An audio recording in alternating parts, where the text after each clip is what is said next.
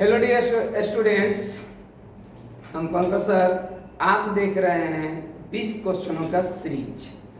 फिर हम बता रहे हैं आप फिजिक्स के टारगेट बुक के ऑब्जेक्टिव देख रहे हैं। टारगेट बुक के लाइन बाय लाइन ऑब्जेक्टिव देख रहे हैं। यहाँ पे आइए हम देखते हैं। हम लोग पार्ट आज 3 है। हम लोग पार्ट 1 पार्ट 2 में 20 क्वेश्चन 40 क्वेश्चन कर चुके हैं। 20 क्वेश्चन का सीरीज होता है। अब 41वां क्वेश्चन से यहाँ पे आज हम लोग पढ़ेंगे और 41 क्वेश्चन को देखेंगे। डियर स्टूडेंट, यह हमारा क्वेश्चन रहा इस प्रकार से। अगर हमें देखें और समझने की कोशिश करेंगे एक एक क्वेश्चन को लाइन में लेंगे। देखिए कह रहा है ना यहाँ पे कि कूलम बल है। तो कूलम बल क्या है? देखिए कूलम बल 3 प्रकार की चीज होता है। पहली चीज है आपके केंद्रीय बल होता है, दूसरी चीज है विद्युत बल होता है और तीसरी चीज है एक यानी संरक्षी बल भी होता है। तो अगर संरक्षी बल भी दिया रहता है तो हम उसको भी ले लेते हैं। तो केंद्रीय बल भी है और यहाँ पे विद्युत बल भी है। तो this is a right answer. C होगा, ए और बी दोनों।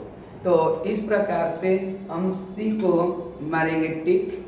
और इस तरीके से आप इसको देखते जाएं लाइन बाय लाइन आपको याद होता जाएगा और लाइन बाय लाइन हम लोग याद करेंगे। एक बार देखें ऑब्जेक्टिव याद, एक बार देखें और ऑब्जेक्टिव क्या हो जाएगा, याद हो जाएगा। ऑब्जेक्टिव कभी भूल नहीं पाएंगे आप। केवल कई बार देखें, एक बार देखें, भूलने की चांसेस खत्म।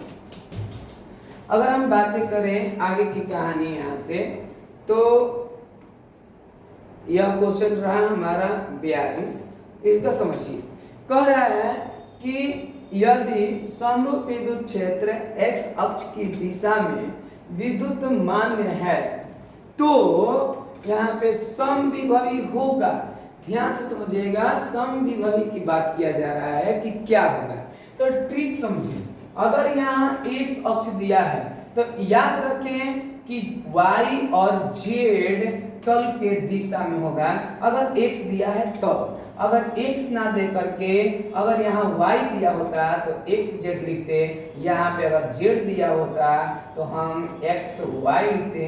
लेकिन हमारा दिया क्या है? तो दिया है x, तो हम क्या लिखेंगे? y z तल के दिशा में, y z तल के दिशा में। This is the right answer, C y z तल के दिशा में।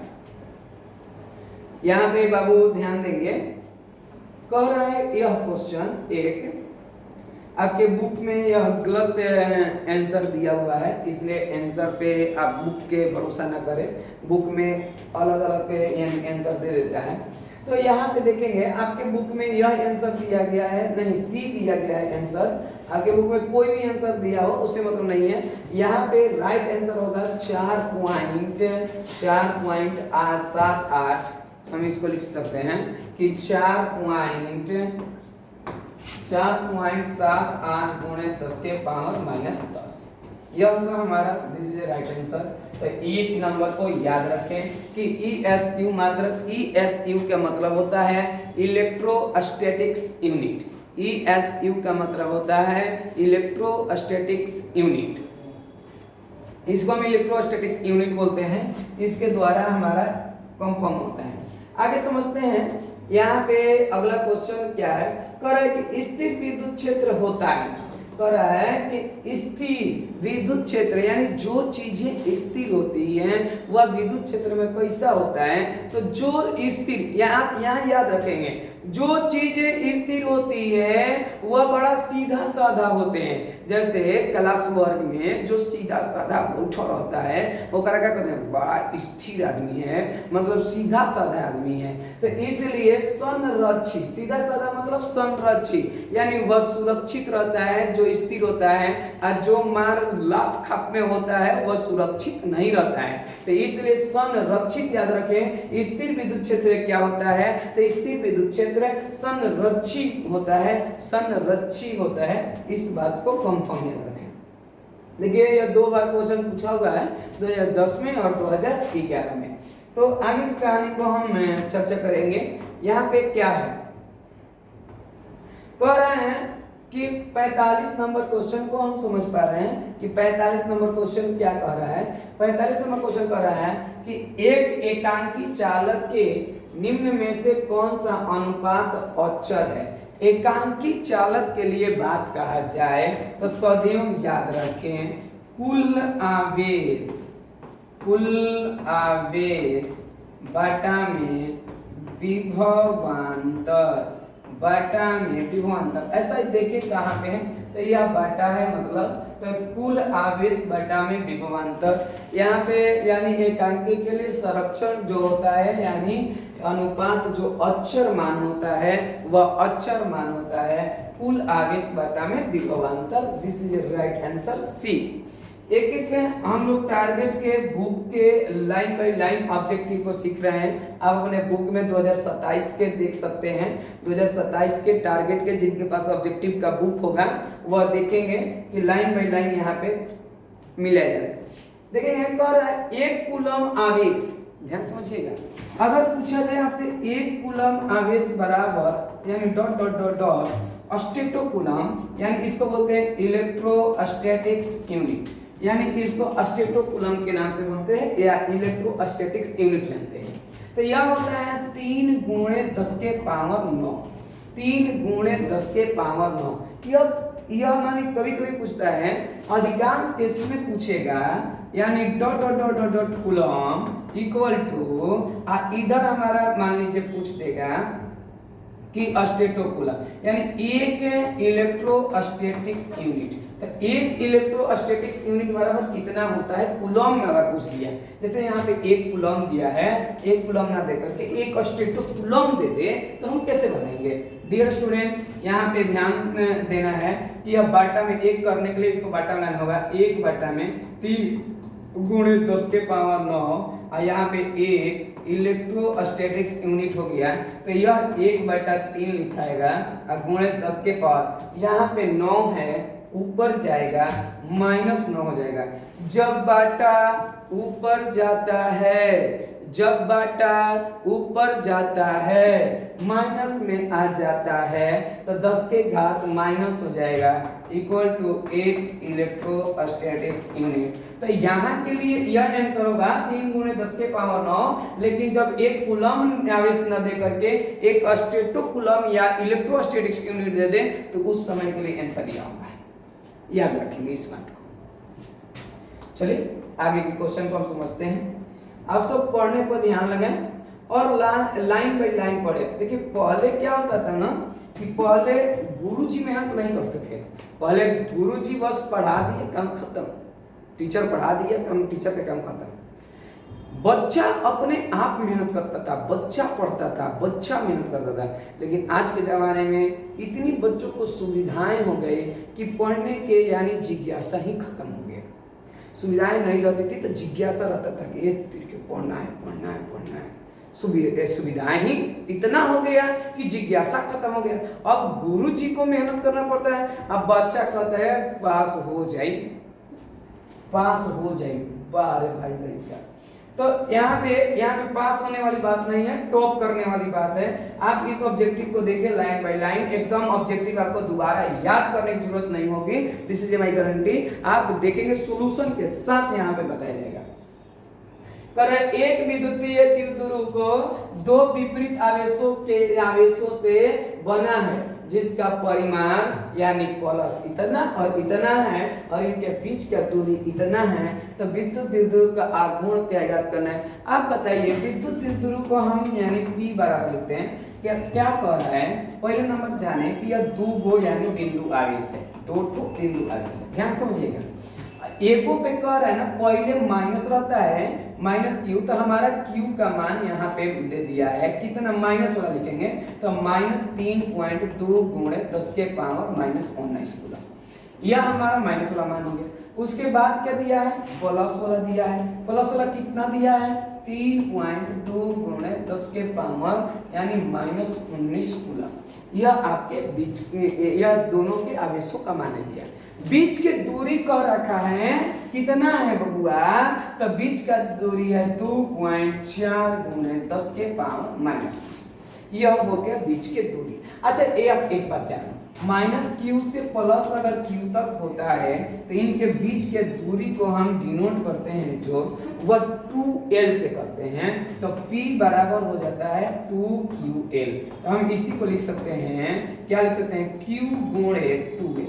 यहाँ प्लस में है कि माइनस में, इससे हमें कोई लेना देना नहीं है, हमें सिर्फ प्लस वाला मान को लिया जाता है, सिर्फ एक ही मान को लिया जाता है। तो p बराबर हम लेंगे q का मान 3.2 गुणे 10 के पावर -19 और 12 का मान होगा 2.4 गुणे 10 के पावर -10। इनको आप गुणा करिएगा तो गुणा करने पर आपका आएगा 7, यानी यहाँ पे 7.68 गुणे 10 के पावर या -29 हो जाएगा। तो this is a right answer, या बी होगा यहाँ पे। और यह कूलम मीटर लिखा गया है, कोई सेंटीमीटर न पढ़े, यह कूलम मीटर लिखा गया है, इसको कूलम मीटर बोलेंगे, कूलम मीटर को समझिए। अगर आपको यह समझ में आ जाए तो आप चाहें तो स्क्रीनशॉट ले सकते हैं, अन्यथा आगे बढ़ते हैं। किसी प्रकार कोई दिक्कत है तो बोलते जाएं, कमेंट कर दें, उसको देख लिया जाएगा और उनके अगला वीडियो में उस दूरियों को दूर कर दिया जाएगा, कमियों को दूर कर दिया जाएगा। यहाँ पे ध्यान से समझिएगा, कह रहा है कि एक आवेशित चालक की सतह के किसी बिंदु पर विद्युतीय क्षेत्र की तीव्रता है। तो कह रहा है कि विद्युत क्षेत्र की तीव्रता, ध्यान समझिएगा, सतह पे बोला है। तो सतह पे मैंने सिखाया था कि अगर आपका बार को छील दिया जाए और कहा जाए कि ए जगह विद्युत बल रेखाएं कैसे निकलेगी, तो लंबवत निकलेगी। जैसे हेजा बार निकलेगा तो सीधा निकलेगा, जैसे गाड़ी निकल रहा है तो सीधा निकलेगा। तो जो सीधा निकल रहा है सतह पे मतलब लंबवत होता है, तो सतह के लंबवत होता है। This is a right answer, सतह के लंबवत होता है। याद रखें, आवेशित चालक के यानी चालक की सतह पर विद्युत क्षेत्र तीव्रता जो होता है वह सतह के लंबवत होता है। एक एक बात को यानी ध्यान देना है और आगे हमें चलना है। यहाँ पे क्या दे रखा है, यह सब थ्योरिकल और सारे आप जो विद्यार्थी चैप्टर इसको पढ़ा होगा, या हमसे पढ़ा हो या किसी और से पढ़ा हो, जो क्लास में पढ़ा होगा, उसको कॉन्सेप्ट बड़ी मजेदार समझ में आ रहा होगा। मैंने उसको लगता होगा कि हाँ ऐसा होता है। अब जो नहीं पढ़ा होगा, सोच रहा है कि ऑब्जेक्टिव से तुक्का मार दे, तो उसको थोड़ा सा गहराई में देखना होगा, उसको एक एक चीज को समझना होगा। और जो पढ़ा होगा तो उसको सब याद है, बस उसको एक रिवीजन की जरूरत है, जानना है कि ऐसा पे ऐसा होता है। कह रहा है कि विद्युत क्षेत्र तीव्रता E और विभव V में संबंध क्या होगा, तो E बराबर विभव प्रवणता क्या होता है, dV बटा में dx, dV बटा में dx। देखिए कहाँ पे दिया है, तो यहाँ पे दिया है। बापू कहाँ दिया है, एक को दिया है। कोई दिक्कत हो तो बता दीजिए, किसी प्रकार की कोई दिक्कत नहीं होना चाहिए आपको। यहाँ पे ध्यान से समझने की कोशिश करेंगे। कह रहा है कि यदि किसी खोखले, देखिए ध्यान से, कह रहा है कि यानी यदि किसी खोखले गोलीय चालक के धन आवेशित यानी किया जाए तो उसके भीतर का विभव क्या होगा। अगर धन आवेशित किया जाता है तो धनात्मक समरूप होगा, और ऋण आवेशित किया जाता है तो ऋणात्मक समरूप होगा। धन आवेशित किया जाता है तो धनात्मक समरूप होगा, ऋण आवेशित किया जाता है तो ऋणात्मक समरूप होगा। इसलिए यहाँ पे this is a right answer, this is a right answer. यहाँ पे मैंने बताया आपको बी, धनात्मक समरूप। अगला क्वेश्चन, अच्छा कह रहा है ना, मान लीजिए आप साबुन के बुलबुले को आवेशित करते हैं, इस बात को समझने की कोशिश करें। कह रहा है कि साबुन के एक बुलबुले को यानी जब आवेशित किया जाता है तो उसका आकार, मतलब तिरछिया कहे चाहे आकार कहे, बात एक ही है तिरछिया कहें चाहे आकार कहें, बात एक ही है। तो तिरछिया कहेगा तब वो, आकार कहेगा तब वो। जब साबुन के बुलबुले को आवेशित किया जाता है ना, तो उसका यानी उसका आयतन बढ़ जाता है, उस पे द्रव्यमान बढ़ जाता है, आवेशित करने पर द्रव्यमान बढ़ जाता है। तो जब द्रव्यमान बढ़ जाता है ना, तो इसको हम कहेंगे कि बढ़ जाता है, यानी यहाँ पे हम क्या बोलेंगे, द्रव्यमान बढ़ जाता है, द्रव्यमान बढ़ती है। याद रखें कि द्रव्यमान क्या होती है, तो बढ़ती है। तो आगे की ओर चलते हैं हम लोग। यह तो क्वेश्चन आप लोग को हजारों बार बता दिए, मतलब बहुत बार इस चैप्टर में क्वेश्चन दिया है 105 क्वेश्चन। तो 105 क्वेश्चन को माने हम लोग सॉल्यूशन करेंगे, और 105 क्वेश्चन हम लगता है कि 3-4 बार तो आ ही गया। तो इसलिए फिर से यहाँ पे आ गए, तो फिर से देखेंगे क्या कर रहा है कि विद्युत द्विध्रुव, ठीक है, विद्युत द्विध्रुव विद्युत द्विध्रुव आघूर्ण का एसआई मात्रक होता है। तो विद्युत द्विध्रुव एसआई मात्रक क्या होता है, तो विद्युत द्विध्रुव को P से सूचित करते हैं, और P बराबर होता है 2QL, ठीक है। 2 मतलब संख्या, संख्या का मात्रक होता नहीं है। Q माने आवेश, आवेश का एसआई मात्रक कूलम, और इसके लिए L के लिए मीटर, तो कूलम मीटर, तो कूलम मीटर गुणा में होना चाहिए, तो coulomb metre. This is the right answer A, coulomb metre. याद रखें, सदैव याद रखें कूलम मीटर द्विध्रुव आघूर्ण का एसआई। यहाँ पे बोल रखा है, क्या बोल रखा है, यहाँ बोल रहा है कि विद्युतीय यानी विद्युतीय क्षेत्र में प्रवेश करने वाले एक इलेक्ट्रॉन का प्रारंभिक वेग विद्युतीय क्षेत्र से भिन्न दिशा यानी भिन्न दिशा में है, तो विद्युतीय क्षेत्र के इलेक्ट्रॉन का पथ, ये इस बात को चर्चा की ध्यान से। जब भी माने कि आपके विद्युत बल रेखाएं होते हैं, इस बात का ध्यान रखेंगे, वह एक प्रकार के परवलयकार पथ पे गति करते हैं। यह एक परवलयकार पथ बनाते हैं, जो इलेक्ट्रॉन होते हैं यह परवलयकार पथ बनाते हैं। इसलिए यहाँ पे परवलयकार हम लोग देखेंगे कि परवलयकार कहाँ है, तो यहाँ पे परिवलय चाहे परवलय, ये कहीं बात है। तो परवलयकार पथ होता है, इस बात को जान लें कि जब भी होगा तो परवलयकार होगा, इलेक्ट्रॉन के पथ जो होगा परवलयकार होगा। यहाँ पे आगे की ओर समझते हैं। इस क्वेश्चन को तो पीछे भी बताए थे, एक बार फिर से देख लेते हैं। करे कि एप्सिलॉन नॉट की बीमा क्या होगी, बीमा की बात किया जाए कि एप्सिलॉन नॉट की बीमा। अच्छा मान लीजिए हम भुला गए, एप्सिलॉन नॉट का बीमा भुला गए और आप भी भुला गए, तो भुला गए तो क्या दिक्कत है यार, हमारे पास फॉर्मूला है। अब फॉर्मूला से हम सीखे हैं विमीय सूत्र ज्ञात करना है, ध्यान से सीखिएगा। बल बराबर आपको सिखाया गया 1/4 pi epsilon not into Q1 into Q2 बटा r²। कोई दिक्कत? कोई दिक्कत नहीं साहब। देखिए यह जो बाटा में है, इन बाटा को इधर गुणा में लाइए, तो गुणा में आएगा तो 4 pi epsilon not into Q1 into Q2 बटा में 1 लिखेंगे r², ठीक। अब इनका बीमा देखना है, तो अब देखिए ना 4 पाई का हमारा कांस्टेंट पद है, और जो कांस्टेंट पद होंगे उनका बीमा नहीं होता, उनका मात्रक नहीं होता। तो हमारा एप्सिलॉन नॉट खाली बचा, एप्सिलॉन नॉट का बनाना है। तो एप्सिलॉन नॉट बराबर, देखिए अगर मात्रक पूछता यही से हम लोग निकाल लेते हैं, या इसका भी coulomb coulomb coulomb coulomb coulomb square, अब बाटा में बल का न्यूटन, इसके लिए मीटर, तो मीटर स्क्वायर हमारा बनता कूलम स्क्वायर प्रति न्यूटन मीटर स्क्वायर। कौन बताया गया था, पीछे की वीडियो में देखेंगे। अब यह हमारा मात्रक तो पूछता तब ना हम बताते भाई, लेकिन हमारा पूछा क्या है, बीमा पूछा है कि बीमा क्या होगा।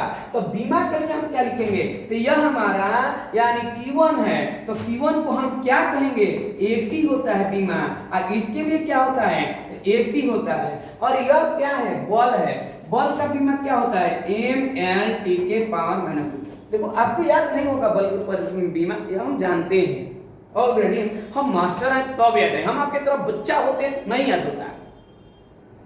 बच्चों के दिमाग बहुत बहुत ज्यादा माने का स्ट्रेस रहता है, का बेचारा याद रखे बच्चा। अब बॉल पढ़ा है 4 साल, इस साल उसका बीमा के उपयोग कर रहा था, का बच्चा याद रखे। लेकिन यहाँ पे देखने की जरूरत है, समझो कि बल का mL t के पावर -2 होता है।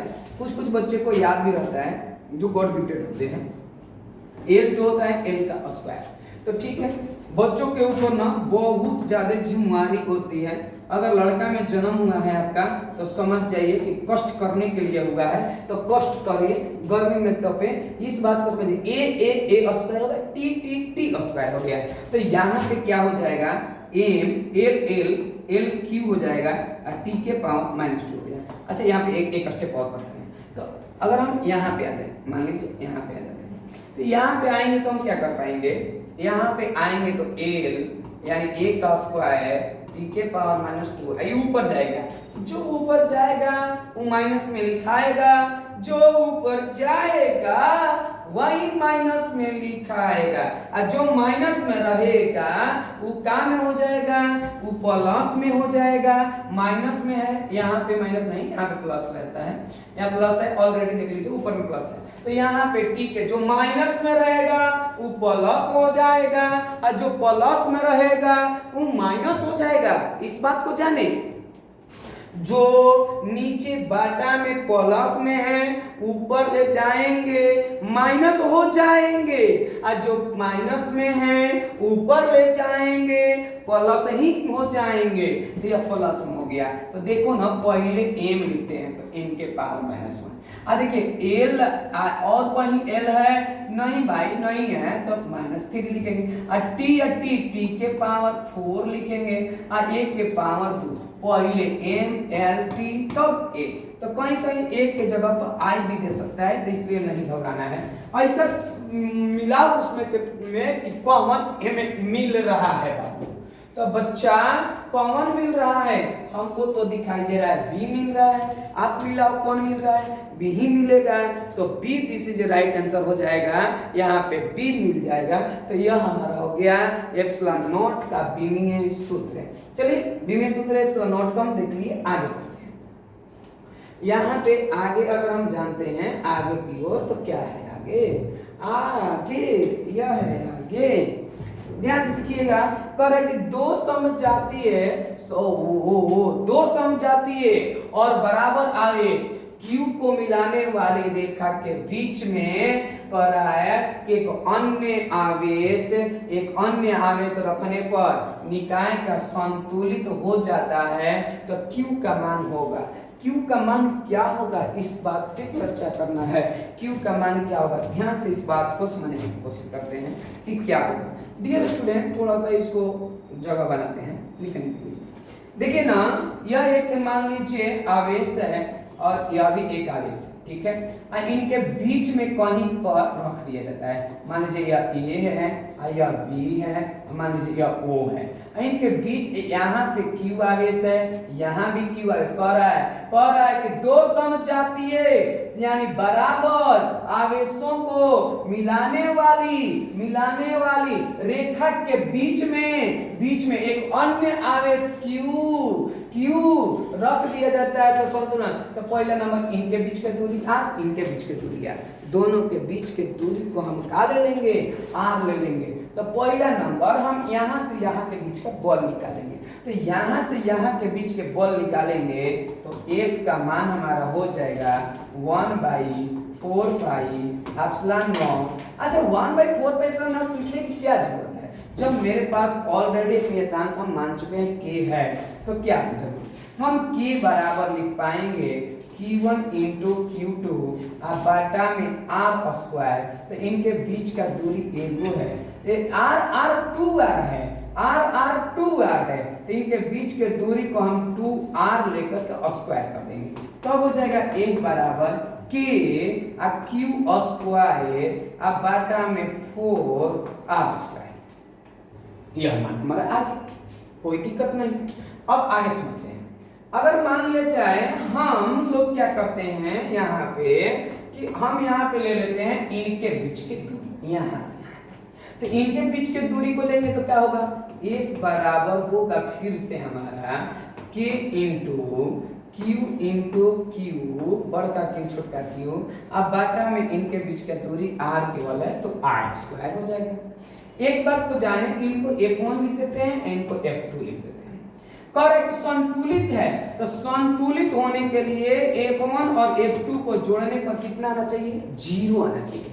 संतुलित होने के लिए F1 और F2 को जब जोड़ देंगे तो 0 आ जाएगा। F1 के मान कितना है? F1 के मान k क्यू स्क्वायर बटा 4r स्क्वायर अब प्लस F2 का मान कितना है? तो k यहाँ पे हमारा q छोटका q बटा r स्क्वायर बराबर 0। बताओ क्या कॉमन कर सकते हैं इसमें से? तो k कॉमन कर पाएंगे, k कॉमन कर पाएंगे, दो को q है, दोनों में बराबर q, तो q को कॉमन कर लेते हैं। अब बाटा में r स्क्वायर क्या बच जाएगा बबुआ? बच जाएगा यहाँ पे q बाटा में क्या बचेगा? 4 अब प्लस क्या बचेगा? q, क्योंकि r आए तो निकल गया, अब बराबर हो जाएगा 0। अब समझिए यह हमारा जो गुणा में है उधर हम भागा में ले जाएंगे तो 0 हो जाएगा। तो हमारा क्या बनेगा भाई? यानी q बटा में 4 प्लस q बराबर 0 बनेगा। ठीक है, हमारा q का मान पूछा है, छोटा q का मान पूछा है भैया, तो q बराबर क्या हो जाए? q बटा में माइनस q बटा में 4 आ जाए। This is a right answer, q बटा माइनस q बटे 4। This is the right answer B. कोई दिक्कत हो एक बार कमेंट में बताएं, एकदम क्लियर आपको समझाया जाएगा, फिर से समझाया जाएगा। यहाँ पे अगर हम लिख दें, क्या बोल रहा है? एक स्थिर आवेश उत्पन्न करता है। देखिए ना, स्थिर मतलब जो चल ना रहा हो मेरे भाई, चल ना रहा हो, क्या हो? वो रुकल हो। स्थिर के मतलब वो गतिशील ना हो, वह रुकी हुई अवस्था में हो। तो वैसे केवल विद्युतीय क्षेत्र उत्पन्न करता है, केवल विद्युतीय क्षेत्र। लेकिन अगर गतिशील आवेश कह देता, बात समझिएगा, अगर गतिशील आवेश कह देता, कहता कि गतिशील आवेश क्या करता है, तो गतिशील आवेश आपके यानी चुंबकीय क्षेत्र भी उत्पन्न करता है, विद्युतीय क्षेत्र भी उत्पन्न करता है, उस समय दोनों होता है। लेकिन कब? जब गतिशील आवेश कहता तब। अभी क्या बोला है? अभी बोला है स्थिर आवेश, तो क्या होगा? एक स्थिर आवेश उत्पन्न करता है तो केवल विद्युत क्या उत्पन्न करता है? केवल विद्युत बल। चलिए आगे समझते हैं। क्वेश्चन नंबर 57 बड़ी मजेदार क्वेश्चन है। देखिए ना, इस क्वेश्चन को जरा समझने की कोशिश करते हैं। कह रहा है, कल हमने इस चीज की बात नहीं बताया था कि जब भी हमारा यानी इलेक्ट्रॉन का मान होता है, आवेश का जो मान होता है, वह संख्या जो होता है वह पूर्ण संख्या में होता है। यानी पूर्ण संख्या में, क्योंकि यह पूर्णांक के रूप में होता है, पूर्णांक की गुणज के रूप में रहता है। यहाँ पे कह रहा है निम्नलिखित में कौन यानी अस्तित्व संभव नहीं है? किसका अस्तित्व संभव नहीं है? देखिए ध्यान से, इन सब में यह क्या है? यह कूलम दिया है, यानी आवेश q का मान है n e होता है, यानी n बराबर q बटा में e। कौन ही आवेश संभव नहीं है? यहाँ पे ध्यान से सीखिएगा, q बटा में e का मान होता है 1.6 गुणे 10 के पावर -19 कूलम।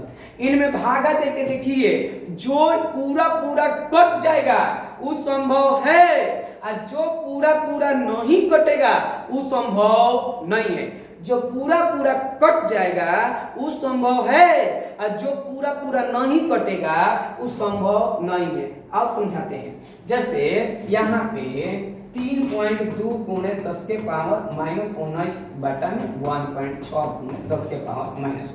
उसी प्रकार से दूसरा था, यानी 64 यानी 6.4 गुणे 10 के पावर -19 बटा में 1.6 गुणे 10 के पावर -19।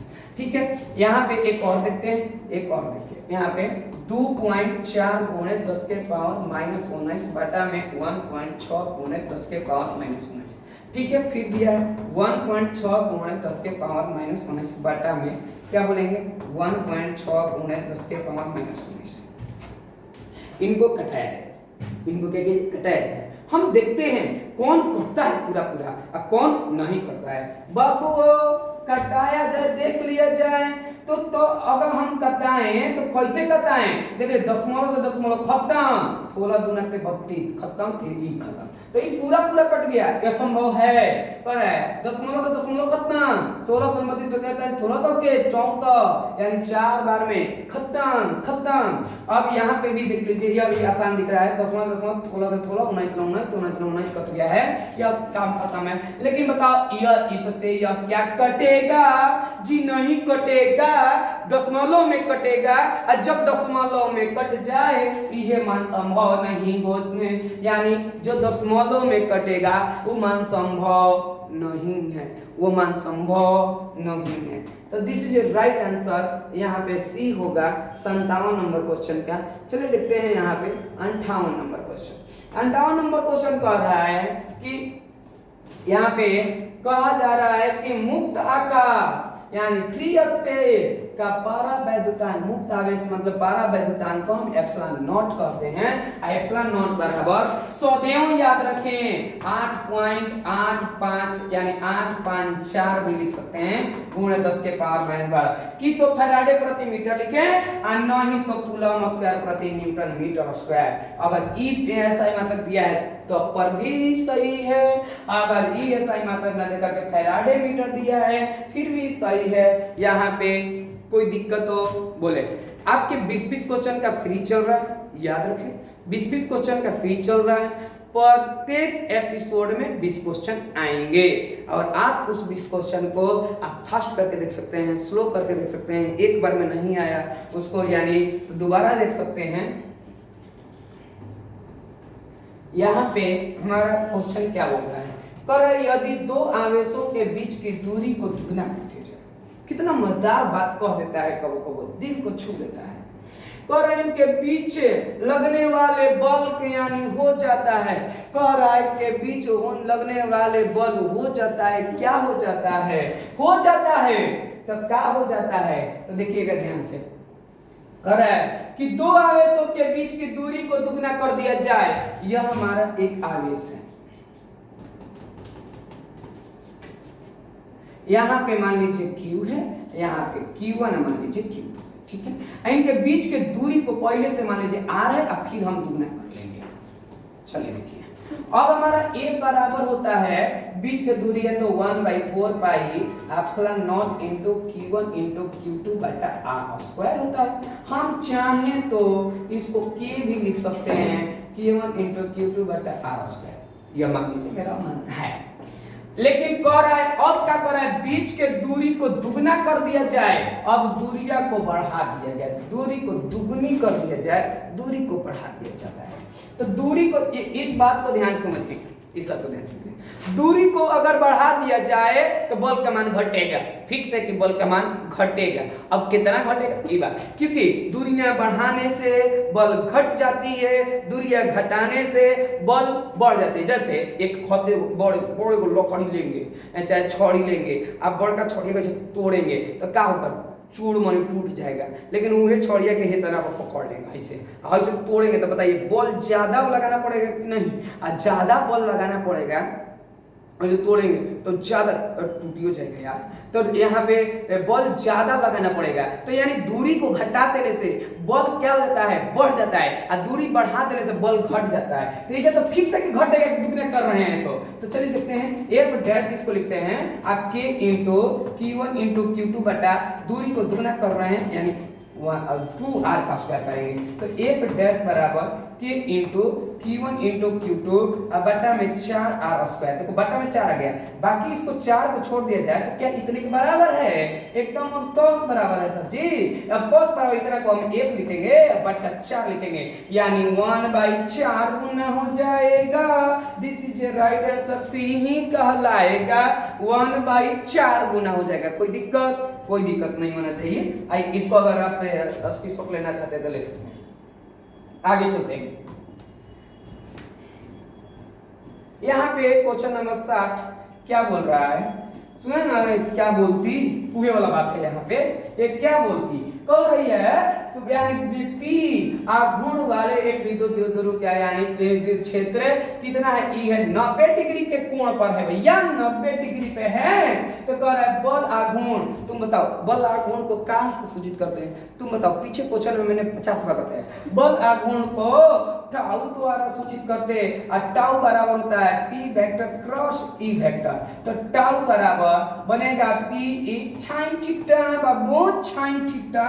तो यहाँ पे पी ई sin थीटा मतलब थीटा के मान कितना 90 डिग्री, थीटा के मान कितना बाबू 90 डिग्री। तो पी ई 90 डिग्री, 90 का मान 1 होता है। टाउ बराबर पी ई लग जाएगा और ये आंसर कहलाएगा। अगर आप में कोई दिक्कत हो तो इसका स्क्रीनशॉट ले लीजिए और आगे के देखते हैं। यह 20-20 क्वेश्चन का सीरीज चल रहा है, आज पार्ट 3 हम लोग देख चुके हैं। यहाँ से हम समझ पाएंगे। आप पार्ट 3 को मान लीजिए, यहाँ से पार्ट 3 आप देख रहे हैं, पार्ट 3, यह पार्ट 3 आपका है। तो यह पार्ट 3 आपका मानी अगला क्वेश्चन आएगा 61 नंबर से और वह होगा आपके पार्ट 4। ऐसे ही मानी 5 को पार्ट में पूरे क्वेश्चन को इस चैप्टर का खत्म कर दिया जाएगा। अगला चैप्टर उसके बाद चलेगा। आप लाइन बाय लाइन देखते रहें, अगर पसंद आ रहा है तो लाइक देते रहें। आज के लिए इतना ही, हम फिर मिलते हैं अगले एपिसोड में।